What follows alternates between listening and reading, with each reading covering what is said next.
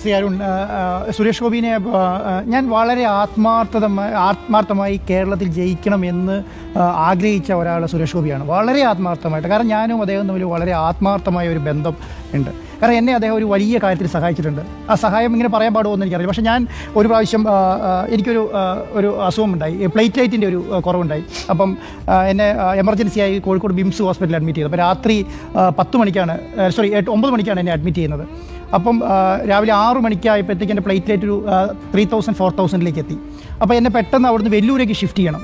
അങ്ങനെ വെല്ലൂരേക്ക് ഷിഫ്റ്റ് ചെയ്യുന്ന സമയത്ത് രാവിലെ 6 മണിക്ക് അവിടെ ഹെലികോപ്റ്റർ ലാൻഡ് ചെയ്യാൻ വേണ്ടി, അവിടെ ലുലുവിൻ്റെ ഹെലിപ്പാഡിൽ ഹെലികോപ്റ്റർ ലാൻഡ് ചെയ്യണം. ആ സമയത്ത് അവിടെ ലുലുവിൻ്റെ ഹെലിപ്പാഡിൽ അവിടെ പെർമിഷൻ ഇല്ല ലാൻഡ് ചെയ്യാൻ വേണ്ടിയിട്ട്. അപ്പോൾ അവിടെ കളക്ടറെ വിളിച്ചു, വന്ന് കളക്ടർ പ്രശാന്തിനെ വിളിച്ചു. അവിടെ കുറേ ആൾക്കാരെ വിളിച്ചു. പക്ഷേ ആരും DGCയോട് പെർമിഷൻ മേടിച്ച് തരാൻ വേണ്ടി നോക്കിയിട്ട് നടക്കുന്നില്ല. അങ്ങനെ അവസാനം സുരേഷ് ഗോപിനെ വിളിക്കുകയാണ്. സുരേഷ് ഗോപിനെ വിളിച്ചപ്പോൾ പിന്നെ നടന്നത് എന്താണെന്ന് അറിയോ? ആൻറ്റോയ്ക്ക് എന്ത് പറ്റിയെന്ന് ചോദിച്ചു. ആൻറ്റോയ്ക്ക് ഇങ്ങനെ പ്ലേറ്റ്ലേറ്റ് ഇഷ്യൂ ആയി, അങ്ങനെ വെല്ലൂരേക്ക് ഷിഫ്റ്റ് ചെയ്യണമെന്ന് പറഞ്ഞു. ഒറ്റ കോളാരാണ്, ഒരേ ഒരു കോൾ. പിന്നെ നടന്നെന്താണെന്നറിയോ? ഞാൻ അവിടെ ഹെലികോപ്റ്റർ 6:20 ഹെലികോപ്റ്റർ ലാൻഡ് ചെയ്യുന്നു, എന്നെ അവിടുന്ന് പിക്ക് ചെയ്യുന്നു, വെല്ലൂർ കൊണ്ടുവന്നു. അങ്ങനെ ഇവിടുന്ന് ഹെലികോപ്റ്റർ ടേക്ക് ഓഫ് ചെയ്ത് കഴിഞ്ഞപ്പോൾ ഇത് വെല്ലൂർ സ്കൂൾ ഗ്രൗണ്ടിലാണ് ഇറങ്ങേണ്ടത്. അവിടെ അന്ന് എൻ്റെ ഒരു സമയദോഷമായിരിക്കാം, അന്ന് അവിടെ തമിഴ്നാട് ഗവർണർ ഇറങ്ങുകയാണ് അവിടെ ലാൻഡ്. അപ്പോൾ ഞാനവിടെ ഇറങ്ങുന്ന സമയം എന്ന് പറയുന്നത് 9 മണിയാണ്. 9 മണിക്ക് തമിഴ്നാട് ഗവർണർ അവിടെ ഇറങ്ങാൻ പോവുകയാണ്. വേറെ നിവൃത്തിയില്ല. അന്ന് സുരേഷ് ഗോപി ചെയ്തൊരു കാര്യം അറിയോ?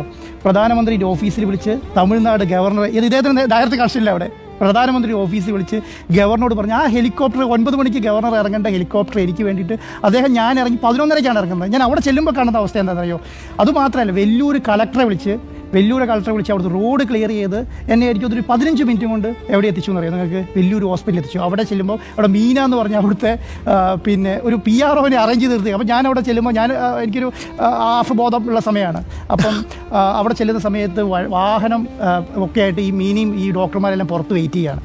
എനിക്ക് തോന്നുന്നു 9 ദിവസം ഞാൻ അവിടെ കിടന്നു. എൻ്റെ പ്ലേറ്റ്ലേറ്റ് ഇഷ്യൂ, എനിക്ക് ഫുഡ് പോയിസൺ അടിച്ചതാണ്. ഫുഡ് പോയിസൺ അടിച്ച് പ്ലേറ്റ്ലേറ്റ് ഞാൻ തിരുവനന്തപുരത്ത് ഫുഡ് കഴിച്ച് ഞാൻ കോഴിക്കോട് വന്നപ്പോഴത്തേക്കും പ്ലേറ്റ്ലേറ്റ് ഇഷ്യൂ ആയതാണ്. അങ്ങനെ എനിക്ക് ഇത് ഞാൻ സത്യമായിട്ട് പറയുകയാണ്, ഇത് സുരേഷ് ഗോപി ആൻറ്റോ എന്നുള്ള വ്യക്തിയിൽ നിന്നും ഒരു കാര്യം കിട്ടുമെന്ന് വിചാരിച്ച് നടന്നതല്ല. ഞാനും അദ്ദേഹവും തമ്മിൽ എനിക്ക് തോന്നുന്നു 13 വർഷത്തെ ബന്ധമുണ്ട്. 13 വർഷത്തെ ബന്ധം. അപ്പം ഞാൻ ആൻറ്റോയുടെ അടുത്ത് നിന്ന് എന്തെങ്കിലും അദ്ദേഹത്തിന് നേടിയെടുക്കാൻ പറ്റില്ല. ഇതാണ് സുരേഷ് ഗോപി എന്ന് പറയുന്നത്. ജനങ്ങളുടെ അടുത്ത് കഴിഞ്ഞാൽ അദ്ദേഹത്തിന് ആരെന്ത് നേട്ടം കിട്ടുമെന്നോ അങ്ങനെയുള്ള ഒരു കാര്യം നോക്കിയിട്ടല്ല സുരേഷ് ഗോപി ഒരു കാര്യം ചെയ്തു കൊടുക്കും. ഒരു കാര്യം നോക്കിയിട്ടല്ല. ഞാനതുകൊണ്ട് എന്ത് സംഭവിച്ചെന്ന് പറഞ്ഞാൽ കറക്റ്റായിട്ട് ഇത് ഫോളോ ചെയ്തിട്ടുണ്ടായിരുന്നു. സുരേഷ് ഗോപി തൃശ്ശൂരിൽ ജയിക്കുമോ? കാരണം എനിക്കൊരു ടെൻഷനായിരുന്നു. പ്രത്യേകിച്ച് ഈ സ്ഥാപനം തുടങ്ങിയതിന് ശേഷം സുരേഷ് ഗോപി അവിടെ മത്സരിക്കാനും കൂടെ വന്നു കഴിഞ്ഞപ്പോൾ എനിക്ക് വളരെ ടെൻഷനായിരുന്നു. ഇദ്ദേഹം ജയിക്കുമോ തോക്കുമോ എന്നുള്ള കാര്യത്തിനകത്ത് വളരെ ടെൻഷനായിരുന്നു. കാരണം മാധ്യമ പ്രവർത്തകരുടെ അറ്റാക്കുകളും കാര്യങ്ങളൊക്കെ റിപ്പോർട്ടർ TV ആയിട്ട് വരെ വന്നപ്പോൾ ഞാൻ വളരെയധികം ടെൻഷൻ അടിച്ച ഒരാളാണ് സുരേഷ് ഗോപി എന്ന് പറയുന്നത്. പക്ഷേ ഒരു കാര്യം ഞാൻ അതിൽ മനസ്സിലാക്കിയത്, അന്നേരം ഞാനതുകൊണ്ട് പറഞ്ഞതാണ്. ഞാനതുകൊണ്ട് അവിടെയുള്ള സഭയുള്ള ആൾക്കാരുമായിട്ടും പിതാക്കന്മാരുമായിട്ടും ഒക്കെ ഞാൻ വ്യക്തമായിട്ട് സംസാരിക്കാറുണ്ടായിരുന്നു എന്താണ് സുരേഷ് ഗോപി. അതുകൊണ്ടാണ് ഞാൻ ഇന്നലെ കറക്റ്റായിട്ട് പറയുന്നത് സുരേഷ് ഗോപി അവിടെ എന്തായാലും ഒരു 40,000 45,000 വോട്ടിന് ജയിക്കും എന്നുള്ളത്. അതിൻ്റെ ഏറ്റവും വലിയ കാര്യം എന്ന് പറയുന്നത് അവിടെ വരുന്നതാണ്. ഇന്നലെ ഞാനത് കറക്റ്റായിട്ട് പഠിച്ചതുകൊണ്ട് ഞാൻ പറഞ്ഞതാണ്, അല്ലാതെ ഞാൻ വെറുതെ ആകാശത്തെടുത്ത് പറഞ്ഞതല്ല. കാരണം കഴിഞ്ഞ പ്രാവശ്യം അവിടെ സുരേഷ് ഗോപിക്ക് കിട്ടിയ വോട്ട് എന്ന് പറയുന്നത് 28.19%. ഇപ്രാവശ്യം എത്രയായി? 37.8%, 9.61%. അപ്പം അത് 2 സ്ഥലത്തു നിന്നാണ് നമുക്ക് കിട്ടിയത്. ഒന്ന് എവിടെ നിന്നാണ്? Christian vote, 2 coastal belt vote. ഈ 2 വോട്ടും വന്നു.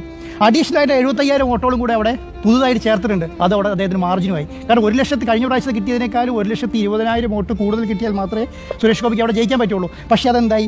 അഡീഷണലായിട്ട് മാർജിനും കിട്ടി. അപ്പം ഇത് സുരേഷ് ഗോപി എന്ന് പറയുന്ന വ്യക്തി എന്ന് പറഞ്ഞാൽ, ഇന്നലെ അത് നികേഷ് കുമാർ എന്നോട് പറഞ്ഞത് സുരേഷ് ഗോപിക്ക് കഴിഞ്ഞ പ്രാവശ്യം പൊളിറ്റിക്കൽ വോട്ടാണ് കിട്ടിയത്. അവിടെ 28% പൊളിറ്റിക്കൽ വോട്ട് കിട്ടിയെന്ന് പറഞ്ഞു. ഞാൻ തർക്കിക്കാൻ കാരണം 2021 നിയമസഭാ ഇലക്ഷനിൽ അവിടെ സുരേഷ് ഗോപിക്ക് കിട്ടിയ വോട്ട് എന്ന് പറയുന്നത് പൊളിറ്റിക്കൽ, അദ്ദേഹത്തിൻ്റെ വ്യക്തിപരമായ വോട്ട് 30.8% വ്യക്തിപരമായ വോട്ട് സുരേഷ് ഗോപിക്ക് അവിടെ കിട്ടിയതാണ്. അപ്പം ആ ലെവലിൽ സുരേഷ് ഗോപി അവിടെ ഒരു വ്യക്തി, കാരണം സുരേഷ് ഗോപിൻ്റെ ഒരു പ്രത്യേകത, നിങ്ങളെല്ലാവരും ബന്ധപ്പെട്ട് സംസാരിക്കുന്ന ഒരാളെന്നുള്ള നിലയ്ക്ക് ഞാൻ ഒരു കാര്യം മനസ്സിലാക്കിയെന്ന് പറഞ്ഞാൽ, ഇഷ്ടപ്പെട്ട് കഴിഞ്ഞാൽ ദേഷ്യവും സങ്കടവും പ്രശ്നങ്ങളും ഒക്കെ നേരിട്ടങ്ങ് പറയും.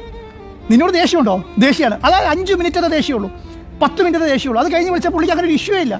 കാരണം അത് തൃശ്ശൂരിലെ ജനങ്ങൾക്ക് മനസ്സിലായി എന്നുള്ളതാണ്. അപ്പം ഞാൻ എപ്പോഴും ശ്രദ്ധിക്കുന്ന ഒരു കാര്യം, സുരേഷ് ഗോപി ഒരിക്കലും തൃശ്ശൂർ മണ്ഡലത്തിന് വേണ്ടിയിട്ട് ഒന്നും ചെയ്തിട്ടില്ല. അതേ കേരളത്തിൽ ഞാൻ അദ്ദേഹം കഴിഞ്ഞ പ്രാവശ്യം 5 വർഷം MP ആയിരുന്ന സമയത്ത് കേരളത്തിലെ ഏതെങ്കിലും ഒരു ജില്ല ഫോക്കസ് ചെയ്ത് അദ്ദേഹം വർക്ക് ചെയ്തിട്ടില്ല. അവിടെ വയനാട് ചെയ്തിട്ടുണ്ട്, കാസർഗോഡ് ചെയ്തിട്ടുണ്ട്. കാസർഗോഡൊക്കെ എൻഡോസൾഫാനൊക്കെ പോയിട്ട് അദ്ദേഹം ചെയ്യേണ്ട ഒരു കാര്യമില്ല. എന്ത് കാര്യത്തിനാണ് അദ്ദേഹം തൃശ്ശൂർ മത്സരിക്കുന്ന ആൾ എൻഡോസൾഫാന് വേണ്ടി അവിടെ പോയി ചെയ്യുന്നതിനാണ്? അപ്പം ജനകീയന ഞാൻ ഇന്നൊരു കാര്യം ശ്രദ്ധിച്ചിട്ടുണ്ട്. ലൂർദ് മാതാവിന് നന്ദി പറഞ്ഞിട്ടാണ് ഒരു BJPയുടെ MP ഇന്ന്